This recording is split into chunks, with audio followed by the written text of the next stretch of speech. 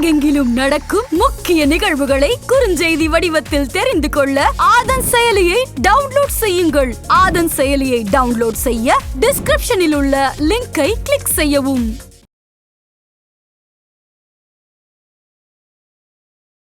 வட மாவட்டம் அப்படிங்கிறது வந்து தமிழக அரசியல்ல ஒரு ஹாட் பெல்ட். அந்த இடத்துல வந்து ஒரு கட்சி வந்து ஸ்ட்ராங் ஆகுறது, அந்த இடத்துல போய் ஒரு கொடி நடுறதே அவ்வளவு கஷ்டம். இது வந்து கிரவுண்ட் பாலிட்டிக்ஸ் நிறைய பேர் சொல்லியிருக்காங்க. அந்த வட மாவட்டத்துல சென்ட்ரிக்கா போய் விருதாச்சலம்ல போய் நின்று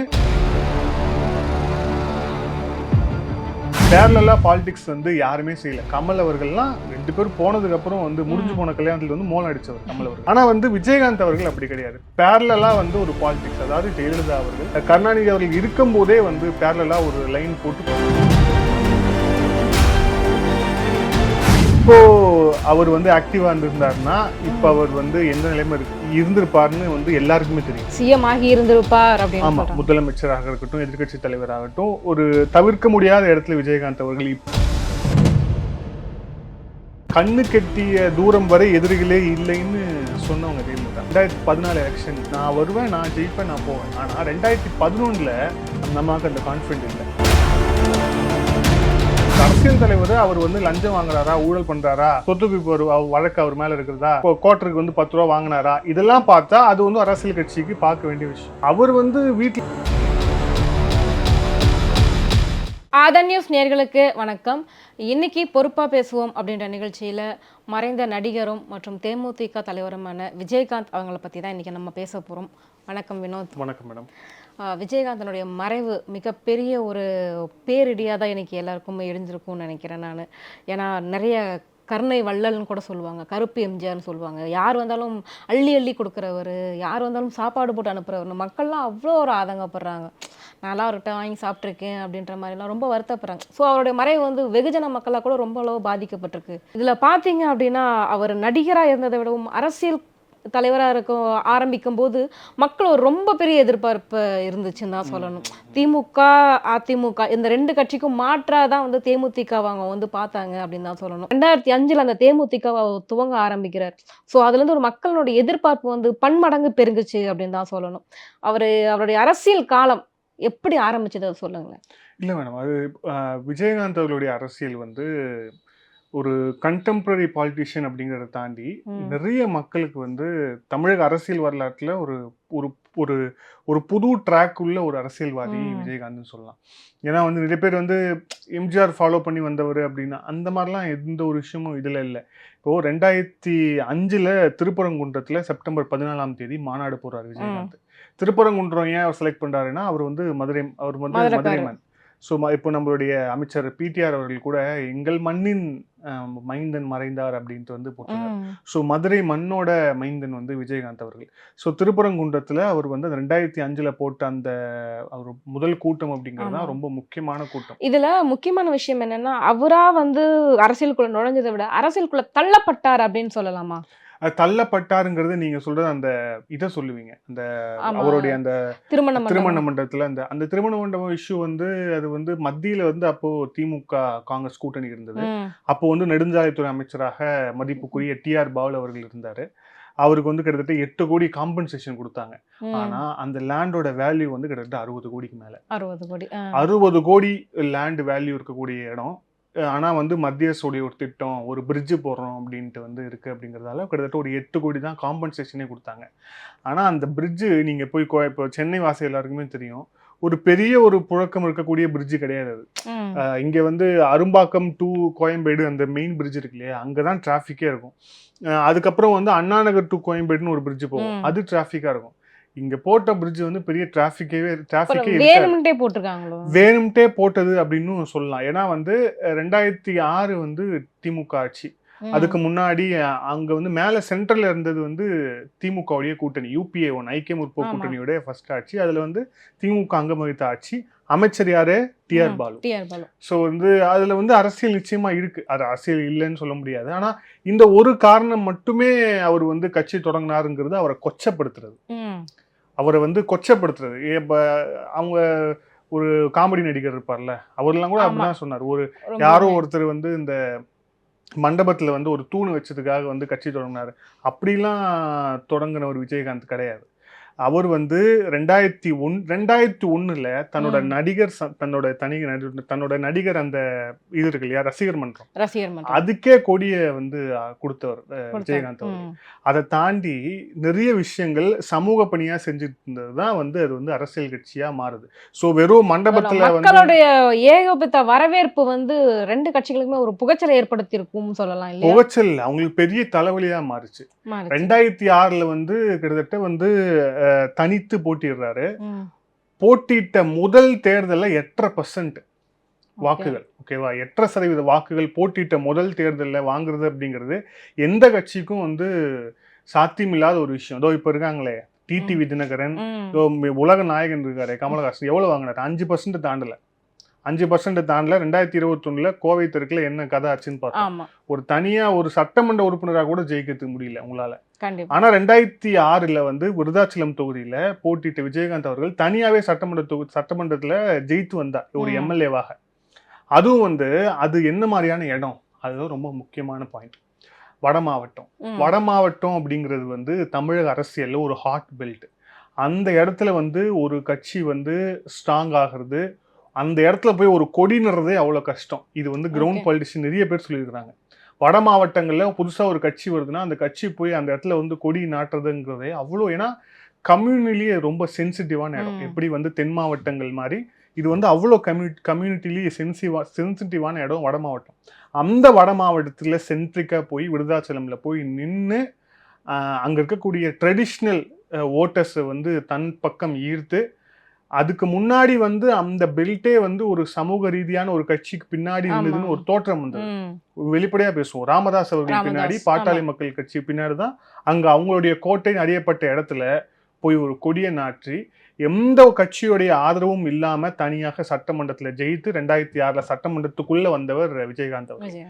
ஜெயலலிதா இந்த வெற்றிக்கு அப்புறம் ஜெயலலிதா அவர்கள் எந்த அளவு யோசித்தாங்கன்னா, நம்ம 2006 தோத்ததுக்கே விஜயகாந்த் ஒரு காரணம் அப்படின்னு நினைச்சிட்டாங்க. அதுல இன்னொரு முக்கியமான விஷயம் என்ன அப்படின்னா, விஜயகாந்தை பொறுத்த வரைக்கும் பாத்தீங்கன்னா இப்ப நிறைய பேர் வந்து கட்சி ஆரம்பிக்கிறாங்க. இப்ப ஆரம்பிச்சு மக்கள் கிட்ட கொண்டு போய் சேர்க்கறதுங்கிறது ஒரு சாதாரண விஷயமே கிடையாது. ஏன்னா இருபெரும் ஆளுமைகள், கருணாநிதி ஆகட்டும் ஜெயலலிதா ஆகட்டும், இந்த இருபெரும் ஆளுமைகள் இருக்கும் போதே தனிச்சு நின்று கட்சி ஆரம்பிச்சு மக்கள் கிட்ட ஒரு வரவேற்பை பெற்றார் அப்படின்னும் போது அவர் ஒரு மிகப்பெரிய ஒரு ஆளுமையா தான் மக்கள் வந்து பாத்துட்டு இருந்தாங்கன்னு சொல்லணும். இல்ல என்னன்னா இருபெரும் ஆளுமைன்னு சொன்னீங்க, ஏன் விஜயகாந்தால அந்த இருபெரும் ஆளுமையை தாண்டி வர முடியும்னா அவரும் ஒரு ஆளுமை தான், அதுல எந்த ஒரு சந்தேகமே கிடையாது. ஏன் அப்படின்னா 2 பேருக்கு பேரலா ஒரு பாலிடிக்ஸ் அவர் செஞ்சாருங்க. பேரலா பாலிடிக்ஸ் வந்து யாருமே செய்யல. கமல் அவர்கள்லாம் 2 பேரும் போனதுக்கு அப்புறம் வந்து முடிஞ்சு போன கல்யாணத்துல வந்து மோளம் அடிச்சவர் கமல் அவர்கள்.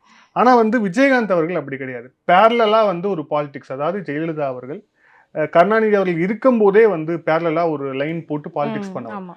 அதுவும் வந்து ராமதாஸ் அவர்களோட நேரடியாக வட மாவட்டங்களை மோதுறது அப்படிங்கிறது ஜெயலலிதா ஜெயலலிதா கருணாநிதி அவர்களே வந்து தயங்குற விஷயம். ஏன்னா ராமதாஸ் இந்த வட மாவட்டங்களை ஓட்டு வாங்கணும்னா ராமதாஸ் இந்த பக்கம் இந்த நம்ம சைடு இருக்கணும், அங்க இருக்கணும், அப்படிதான் அவங்க மாத்தி மாத்தி பிளே பண்ணிட்டு இருந்தாங்க. ஆனா அந்த வட மாவட்டங்களை போய் நின்று ராமதாஸ் அவர்களையும் பகைத்து கொண்டு அதுக்கப்புறம் இல்லாம வந்து கருணாநிதி அவர்கள் ஜெயலலிதா அவர்களையும் பகைத்து கொண்டு அரசியல் பண்றதுங்கிறது இருபெரும் ஆளுமைகள் சொன்னீங்களா, இருபெரும் ஆளுமைகள் தாண்டி விஜயகாந்த் ஒரு ஆளுமை அப்படிங்கறதாலதான் அது அங்க சாத்தியமாச்சு. இல்லைன்னா அது அங்க சாத்தியமாயிருக்காது. அதான் இன்னொரு விஷயம் என்ன அப்படின்னா, திமுக அதிமுக இந்த 2 கட்சிகள் தான், ஒன்னு ஆளுங்கட்சியா தான் ஒன்னு எதிர்கட்சியா இருக்கும். இப்படி இருக்கிற ஒரு சூழ்நிலையில திமுகவையே பின்னுக்கு தள்ளி தேமுதிக ஒரு கட்டத்துல வந்துட்டு எதிர்கட்சியா வந்துட்டு போய் உட்காந்தாங்க, கெத்தா போய் உட்காந்தாங்கன்னு தான் சொல்லணும் சட்டசபையில. சோ சட்டசபையில நடந்த எல்லா விஷயங்களுமே எல்லாருக்குமே தெரியும்னு நினைக்கிறேன். அங்க துணிஞ்சு நின்று கேள்வி கேட்கறதாகட்டும், அங்க எதிர்த்து பேசுறதாகட்டும், ஒரு மிகப்பெரிய ஒரு தைரியசாலி, மண்ணின் மைந்தன் அப்படின்னு சொல்லி ரொம்ப பெருமையா கூட சொன்னாங்க. மதுரைக்காரன் அப்படிதான் இருப்பாங்க அப்படின்ற மாதிரி. மிகப்பெரிய மூன்றாவது கட்சியா எதிர்பார்க்கப்பட்ட இந்த தேமுதிக வந்து இன்னைக்கு இவ்வளவு தூரம் இருக்க இடம் தெரியாம போனதுக்கு என்ன காரணமாக இருக்கும்? இல்ல இருக்க இடம் தெரியாம அதுக்கு வந்து நேச்சுரலா பை நேச்சர் வந்து அவருக்கு அந்த ஆரோக்கியம் வந்து இல்லாம போனது ஒரு காரணம். அதை தாண்டி பெரிய காரணங்கிறதுலாம் ஒன்றும் கிடையாது. ஏன்னா வந்து இப்போ அவர் வந்து ஆக்டிவா இருந்திருந்தாருன்னா இப்ப அவர் வந்து எந்த நிலைமை இருந்திருப்பாருன்னு வந்து எல்லாருக்குமே தெரியும். சிஎம் ஆகி இருந்திருப்பார் அப்படின்னு. ஆமா, முதலமைச்சராக இருக்கட்டும், எதிர்கட்சி தலைவராகட்டும், ஒரு தவிர்க்க முடியாத இடத்துல விஜயகாந்த் அவர்கள் இப்ப இருந்திருப்பார். ஆனா இப்ப இல்ல அப்படிங்கிறது அவருடைய ஆரோக்கியம் தான் முழுமையான காரணம். அதுக்கு வேற எந்த காரணமும் இவங்க சொல்ற மாதிரி வேற எந்த காரணமும் வந்து இருக்க முடியாது. ஆனா ஜெயலலிதா அவர்கள் இதுல வந்து டெக்னிக்கலா ஒரு விஷயம் வந்து பண்ணாருன்னா 2011 விஜயகாந்த் நம்ம கிட்ட இல்லைன்னா நம்மளால ஜெயிக்க முடியாது அப்படிங்கிற ஒரு சூழ்நிலை ஜெயலலிதாவுக்கு ஏற்பட்டது. கண்ணு கெட்டிய தூரம் வரை எதிரிகளே இல்லைன்னு சொன்னவங்க ஜெயலலிதா. ஓகேவா? 2014 எலெக்ஷன் டைமுக்கு கரெக்ட். கண்ணு கெட்டிய தூரம் வரை எதிரிகளே இல்லைன்னா அந்த அம்மா அவ்வளோ கான்ஃபிடென்ட் லேடி. நான் வருவேன், நான் ஜெயிப்பேன், நான் போவேன். ஆனா 2011 அந்த அம்மாவுக்கு அந்த கான்ஃபிடென்ட் இல்லை. இன்னும் கேட்டா 2G ஸ்பெக்ட்ரம் வந்து அப்படியே வந்து மிகப்பெரிய பூதமா கிளம்பியும் கூட நம்மளால தனியா ஜெயிக்க முடியும்னு அந்த அம்மா கான்ஃபிடென்ட் இல்லை. விஜயகாந்த் இருந்தாகணும் அப்படிங்கிற ஒரு கட்டாயம் ஏற்பட்டுதான் அந்த அம்மா 40 தொகுதி கொடுத்து அதுல வந்து 29 தொகுதியில தேமுதிக வந்து வெற்றி பெற்று பிரதான எதிர்க்கட்சி தலைவராக வந்து விஜயகாந்த் அவர்கள் அமர்ந்தார். ஆனாலும் கூட விஜயகாந்த் அவர்கள் வந்து ஆளுமைன்னு நம்ம எந்த இடத்த சொல்லணும்னா 2011 வந்து எலெக்ஷன்ல கூட்டணியில தான் இருந்தாங்க. ஆனா அந்த எலெக்ஷன்ல ஒரு மேடையில் கூட ஜெயலலிதா அவர்களுடைய ஒரே மேடையில விஜயகாந்த் உட்கார கூட இல்லை. ஒரு மேடையில அந்த நம்ம உட்கார கூட இல்லை. ஏன்னா விஜயகாந்த் அவர்களுக்கு தெளிவா தெரிஞ்சது இந்த எலெக்ஷன்ல நம்ம கூட்டணியில இருக்கோம், கூட்டணியில ஒரு கணிசமான இடம் வெற்றி பெற்றோம் அப்படின்னா அடுத்து நம்ம எதிர்கட்சியா செயல்படணும், அதுக்கு அடுத்து நாம தனித்து நிக்கணும், முதலமைச்சர் அந்த இடத்துக்கு தான் போகணும்னு சொல்லிட்டு அவர் மைண்ட்ல ரொம்ப கிளியரா இருந்தது. அதனாலதான் 2011 சட்டமன்ற தேர்தலில் அந்த கூட்டணியில இருந்தாலும் கூட ஜெயலலிதா அவர்களுடன் ஒரே மேடையில் கூட அமர மறுத்தார் விஜயகாந்த் அவர்கள். நிறைய பேர் வந்து கேள்வி கேட்டாங்க. பண்டோட்டி ராமச்சந்திரன் அப்போ அவங்க கட்சியில் இருக்கும்போது அவர் தான் பதில் சொன்னார்.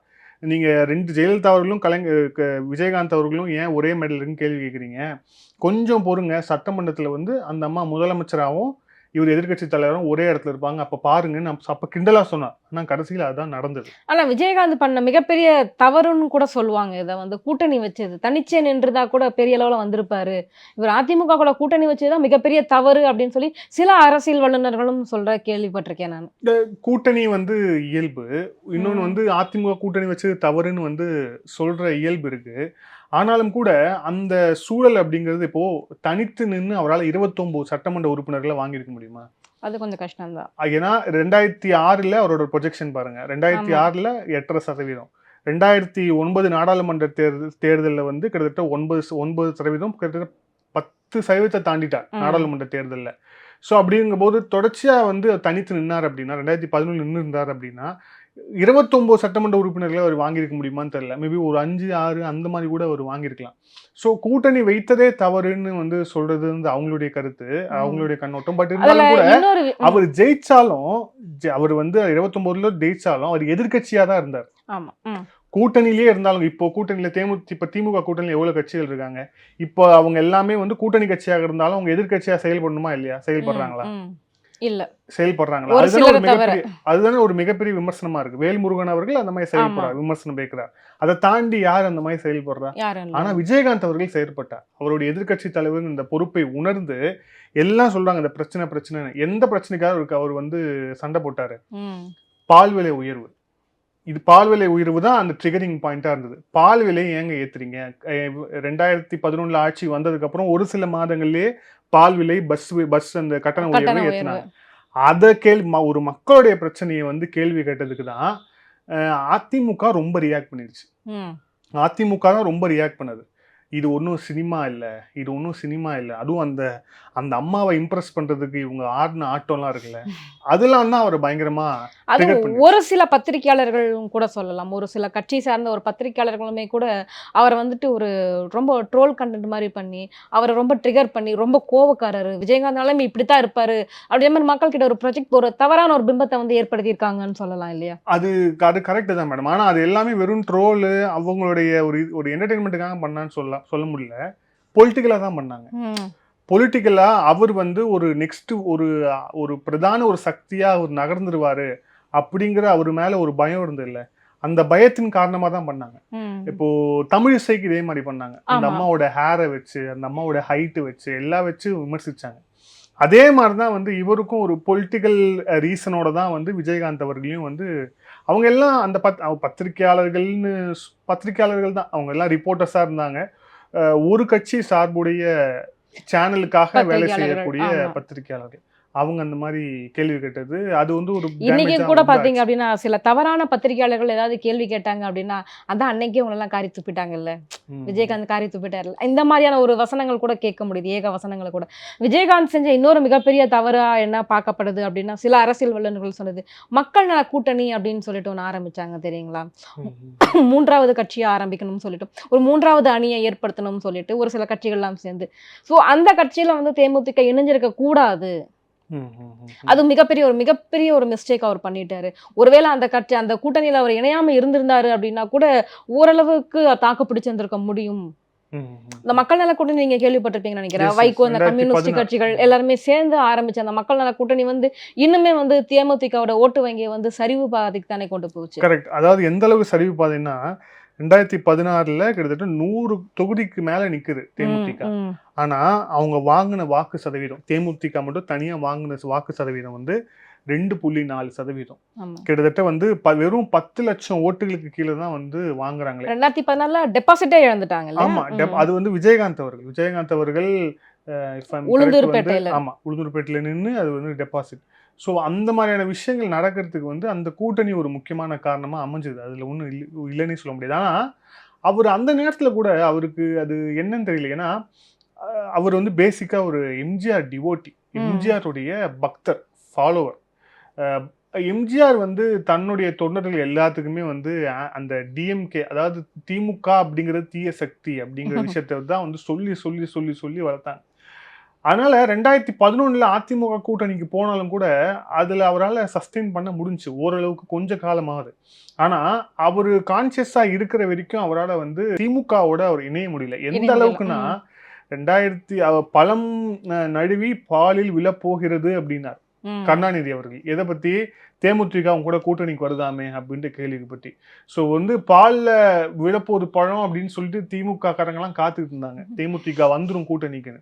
ஆனால் கடைசி வரைக்கும் அதை வந்து கான்சியஸாக அதை வந்து மறுத்து விட்டார்.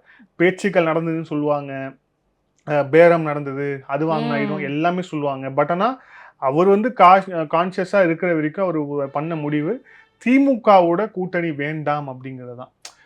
2019 வந்து கூட்டணி திமுகவோடு பேசினாங்க தேமுதிக அப்படின்னு செய்தி வந்தது. துரைமுருகன் ரொம்ப அசிங்கப்படுத்தினார். அது இந்த இடத்துல பதிவு பண்ணிடலாம், ஒன்றும் பிரச்சனை இல்லை, அது பதிவு பண்ணி தான் ஆகணும். ஒரு கட்சி வந்து ஒரு கூட்டணியில பேசுறாங்க அப்படிங்கிற போது கூட்டணி எல்லா இடத்துலையும் தான் பேசுவாங்க, ஒரு சில இடத்துல பேசுவாங்க, எல்லாம் பேசுவாங்க. அப்போ வந்து 2019 வந்து எங்களோட வந்து பேசுறாங்க யாரு, தேமுதிக அப்படின்ட்டு தன்னோட வீட்டுக்கு வந்து ரிப்போர்ட்டர்ஸை கூப்பிட்டுட்டு, அதுக்கப்புறம் வந்து அவங்க வந்து தேமுதிக அவங்க பேசிட்டு போகணுன்னா அதை வந்து கேமரால ஷூட் பண்ணி அதை வந்து தோப்பாருங்க தேமுதிக வந்து பயங்கர கூட்டணி பேசுறாங்க அப்படின்ட்டு அதை வந்து வெளிப்படுத்தினாங்க. ஸோ இது வந்து திட்டமிட்டு துரைமுருகன் அவர்கள் டேமேஜ் பண்ணணும் அப்படிங்கிறதுக்காக பண்ணது. அப்போதான் அந்த செய்தியாளர் சந்திப்பில் தான் பிரேமலதா அவர்கள் பேசும்போது எல்லாம் ஒருமையில பேசிடுவாங்க, செய்தியாளர்ல பேசும்போது ஒருமையில பேசிடுவாங்க, அந்த ஒரு எமோஷன்ல ஒருமையில பேசுவாங்க. ஸோ இந்த மாதிரி திட்டமிட்டு அவரை வந்து ஒரு டேமேஜ் பண்ற படலம் வந்து தொடர்ச்சியா நடந்துகிட்டே இருந்திருக்கு. 2 சைட்லுமே நடந்திருக்கு, அது இல்லை நம்ம மறுக்கவே முடியாது, 2 சைட்லுமே நடந்திருக்கு. இப்ப பாத்தீங்க அப்படின்னா இன்னைக்கு அவருடைய மறைவுக்கு பாத்தீங்க அப்படின்னா உடல் வந்து வைக்கப்பட்டிருக்கு. அவ்வளவு லட்சக்கணக்கான மக்கள் எல்லாம் வந்துட்டு வெளியூர்ல இருந்து எல்லாம் கூட வந்து அஞ்சலி செலுத்துறாங்க, ரொம்ப எமோஷனலா இருக்காங்க. அவர் கண்டிப்பா சிஎம் ஆகி இருக்கணும். ஏன்னா நான் இன்னைக்கு வந்து பொதுமக்கள் கிட்ட பைட் வாங்க போயிருந்தேன், அவர் கண்டிப்பா சிஎம் ஆகி இருந்திருக்கணும், சிஎம் ஆகாம போயிட்டாரு. அவ்வளோ பேர் வந்து அவங்களுடைய ஆதங்கத்தையும் அவங்க எமோஷன்ஸையும் வந்து கொட்டுறாங்க. ஸோ இவ்வளோ தூரம் ஒரு விஜயகாந்த் மேலே பாசமும் பக்தியும் இருக்கிற மக்கள் இவங்க ஓட்டு போட்டிருந்தாலே அவங்க சிஎம் ஆயிருப்பாங்களே. எங்கேயும் ஒரு இடத்துல மிஸ்டேக் நடந்ததா தோணலையா? மிஸ்டேக் வந்து அது இப்போ அது இங்கே வந்து என்ன ஒரு சாபக்கேடுனா செத்ததுக்கு அப்புறம் தான் ஒருவரை வந்து ஒருவரோட அருமை வந்து நமக்கு புரியவே ஆரம்பிச்சிருக்குன்னு சொல்லலாம். ஸோ அதனால வந்து அதில் நடக்கிற ஒரு விஷயம். ஆனால் வந்து பொலிட்டிக்கலாக இந்த திமுக அதிமுக தேமுதிக வந்து செதைச்சதுன்னு சொல்லலாம். எப்படி செதைச்சதுன்னா, இப்போ ஃபர்ஸ்ட் அதிமுகவுக்கு வருவோம். 29 எம்எல்ஏக்கள் இருந்தாங்க தேமுதிகவுக்கு. 29 எம்எல்ஏக்கள்ல கிட்டத்தட்ட ஒரு 8 எம்எல்ஏக்களுக்கு மேல வந்து அப்படியே வந்து அதிமுகவுக்கு மாறினாங்க. எப்போ? அந்த ஆட்சி நடக்கும் போதே. அதனால பிரதான எதிர்கட்சி அப்படிங்கிற அந்த அந்தஸ்தை தேமுதிக இழந்து எதிர்கட்சி தலைவராக வந்து ஸ்டாலின் போனார், ஸ்டாலின் மாறினார். விஜயகாந்துக்கு எம்எல்ஏக்களை தக்க வச்சுக்கிற அந்த டெக்னிக் தெரியல போல, அந்த கூவத்தூர் ஃபார்முலாலாம் அவர் தெரிஞ்சு வச்சுக்கலன்னு நினைக்கிறேன். ஒரு வெள்ளையந்தி மனிதராகவே இருந்துட்டாரு. கரெக்ட். அருண் பாண்டியன் கூட அதுல ஒரு எம்எல்ஏ. சோ வந்து அந்த மாதிரி நடந்தது. இது வந்து கான்சியஸா ஜெயலலிதா அவர்கள் தேமுதிக வந்து ஸ்பிளிட் பண்ணணும்னு நினைச்சு செஞ்ச ஒரு விஷயம். இதுல திமுக அவங்களுடைய சைடுல என்ன பண்ணாங்கன்னு பாத்தீங்க அப்படின்னா, எப்படி சொல்றது, அவருடைய நடிகர் அப்படின்ற பொசிஷனை இன்னொரு நடிகரை வச்சே வந்து காலி பண்ணாங்க அப்படின்னு தான் சொல்லணும். வடிவேலை வந்து உயர்த்தி விட்டதே வந்துட்டு விஜயகாந்த் தான் அப்படின்னு சொல்லுவாங்க நிறைய இடங்கள்ல. சின்ன கவுண்டர் படத்தப்பெல்லாம் வந்து பாத்தீங்கன்னா ஒரு சைட் ஆக்டர் தானே வடிவேலு. அப்பப்போ வந்து ஃப்ரேம்ல ஃபேஸ் காட்டணும் அப்படின்னும் போது அவருக்கான ஒரு இம்பார்ட்டண்டான ரோல்லாம் கொடுத்து அவருக்கான வாய்ப்புகள்லாம் கொடுத்ததே விஜயகாந்த் தான். ஆனா கடைசியில் அவருக்கு எதிராகவே பிரச்சாரத்தை பண்ணி அவரோட இமேஜை டேமேஜ் பண்ணணும்னு நினைச்சு கடைசியில் இன்னைக்கு அவரோட இமேஜ் டேமேஜ் ஆயிருக்கிற மாதிரி இருக்கு. தரைக்குறைவா வந்து மேடையில வந்து பேசுனது அப்படிங்கிறது அவருடைய தனிப்பட்ட, அவருக்கு என்ன பழக்கம் வேணா இருக்கட்டும், உங்களுக்கு என்ன, அதுக்கும் அரசியலுக்கு என்ன சம்பந்தம்? நீங்க எல்லாம் வந்து எல்லாரும் கேட்க ஆரம்பிச்சாங்க விஷயங்களை மேடையில பேசி. ஆமா, அவருக்கு என்ன பழக்கம் வேணா இருக்கட்டும், அவரு என்ன வேணா பண்ணட்டும். அது ஒரு அரசியல் தலைவர். அவர் வந்து லஞ்சம் வாங்குறாரா, ஊழல் பண்றாரா, சொத்து குவிப்பு வழக்கு அவர் மேல இருக்கிறதா, கோட்டருக்கு வந்து 10 ரூபா வாங்கினாரா, இதெல்லாம் பார்த்தா அது வந்து அரசியல் கட்சிக்கு பார்க்க வேண்டிய விஷயம். அவர் வந்து வீட்டுல இது பண்றாரு, அது பண்றாரு, தனியா இது பண்றாரு, அதெல்லாம் உங்களுக்கு எதுக்கு? இது எல்லாம் வந்து அரசியல் மேடை 2011 அரசியல் மேடையில வந்து ஒரு அநாகரிகத்தின் உச்சமா நடந்ததுங்க. இதுக்கு வந்து அந்த கூட்டணியில கலைஞர் அவர் உட்பட, ராமதாஸ் உட்பட, இப்பெல்லாம் யாரு பெரிய தலைவர்னு சொல்றோமோ எல்லாம் உட்கார்ந்து அந்த மேடையில சிரிச்சுக்கிட்டு ரசிச்சுக்கிட்டு இருந்தாங்க. யாருடைய பேச்ச? வடிவேல் பேசினது. இதே மாதிரி ஒரு காலத்துல ஜெயலலிதாவுக்கு நடந்திருக்கு. ஜெயலலிதாவையும் கொஞ்சம் நஞ்சம் இல்ல, ஒரு பெண்மணின்னு கூட பாராம வெற்றி கொண்டான் மாதிரியான திமுகவுடைய 4ஆம் தர பேச்சாளர்கள் வந்து பேசின பேச்சை வந்து நம்மளால வந்து கேட்க கூட முடியாது. அது முன்னாடி சொல்லுவாங்களாமே, நான் வந்து ஜெயலலிதா பத்தி பேச போறேன், பெண்கள்லாம் இருந்தா எழுந்து போயிடுங்க அப்படின்ற மாதிரி. அது மாதிரி முன்னாடி அனௌன்ஸ்மெண்ட் கொடுத்து தான் பேசவே ஆரம்பிப்பாங்க. அவ்வளோ கீழ்த்தரமா பேசுவாங்க, கேள்விப்பட்டிருக்கேன். நம்ம எக்ஸாம்பிள் தெரிஞ்சா கூட சொல்ல கூட முடியாது, அந்த அளவுக்கு ரொம்ப கீழ்த்தரமா பேசுவாங்க. பட் ஆனா அதுக்கான விஷயங்களை அவங்க அனுபவிச்சாங்க. வடிவேல் எங்க போனார்? 2011 அப்புறம் எங்க போனார்? மாமன்னன்ல தான் ஏதோ ஒரு போட்டிருக்காங்க, ஏதோ ஒரு விஷயம் போட்டிருக்காங்க. ஸோ அதனால வந்து இது பண்றாரு. ஆனா எங்க போனார் வடிவேல் அவர்கள்? எங்க போனார்? ஒன்றும் இல்லை. நீங்க சொன்ன அந்த நீங்க கண்டென்ட் கிரியேட் பண்ண அந்த பத்திரிகையாளர்கள், அந்த சோகால்டு அவங்க சேனல்ஸ்லாம் என்ன இதனால என்ன சாதிச்சாங்க? இன்னைக்கு அவங்கள வந்து விமர்சிக்கிறாங்களே. இன்னைக்கு வந்து விஜயகாந்த் அவர்கள் தானே உயர்ந்து நிற்கிறார். நீங்க எல்லாம் விமர்சிக்கப்படுறீங்களே. ஒரு மிகப்பெரிய ஆளுமையை சரியா வச்சதுல வந்து இவங்களுடைய பங்கு, பத்திரிகையாளர்கள், காமெடி நடிகர்களுடைய பங்கு வந்து மிக முக்கியமானது. இதுல இப்போ அதிமுக அந்த எம்எல்ஏக்கள் பிரிச்சு சொன்னோம், அதை தாண்டி உச்சமா ஒரு விஷயத்தை வந்து திமுக பண்ணுச்சு 2016. 2016 தன்னோட வந்து கூட்டணி வந்து தேமுதிக வரல அப்படின்னு வந்து முடிவு வந்ததுக்கு அப்புறம் அந்த கட்சியை உடைக்கணும் அப்படின்னு முடிவு பண்ணது திமுக. அதுக்கு வந்து அவங்க பயன்படுத்தின ஆளுங்க யார் தெரியுமா? யாரு மூலியமா விஜயகாந்த் அவர்களோட பேசிட்டு இருந்தாங்களோ அவங்களே வந்து நீங்க வந்து தனியா கட்சி ஆரம்பிங்க, நாங்க உங்களுக்கு சீட்டு கொடுவோம்னு சொல்லிட்டு உடைச்சாங்க. உங்களுக்கு நினைவு இருக்கும், சந்திரகுமார் அவர் வந்து தேமுதிகவுடைய சட்டமன்ற உறுப்பினர், முக்கியமான தலைவராக இருந்தவர் தேமுதிகல. அவர் மூலியமா தான் விஜயகாந்த் அவர்களோட திமுக தலைமை வந்து பேசிட்டு இருந்தது, இந்த மாதிரி இந்த எலெக்ஷன் நம்ம கூட்டணி வைக்கலாம், இந்த தொகுதிகள் எப்படி எப்படின்னு. ஆனா அவர் கூட்டணிக்கு வரல, அவர் மறுத்துட்டார் அப்படின்னு தெரிஞ்ச உடனே அதே சந்திரகுமாரை வைத்து மக்கள் தேமுதிக அப்படின்னு சொல்லிட்டு ஒரு கட்சியை உருவாக்கி கிட்டத்தட்ட தேமுதிக அந்த ஒரு நிலை குலையும் தன்மை கொண்டு வந்தது வந்து 2வதா கொண்டு வந்தது திமுக தான். அதை வந்து செய்தது அப்போ இருந்த திமுக தலைமை தான் 2016. இதுலதான் ரொம்ப எமோஷனலாயா அவர் போட முடியும். இந்த ரெண்டு விஷயம் வந்து நம்பிக்கை துரோகம். இது வந்து 2016 மக்கள் கொடுத்தது, மக்கள் தீர்ப்பு. அவருக்கு மக்களுக்கு வந்து எப்பவுமே அந்த தீர்ப்பு, மக்கள் தீர்ப்பு, மகேசன் தீர்ப்புன்னு அவர் கடந்து போயிடுவார். பட் ஆனா இது கொடுத்தது அப்படிங்கிறது அவர் நம்பிக்கை துரோகத்திலிருந்து ஒரு வெளிப்பாடா தான் இந்த 2 சம்பவமும் நடந்தது.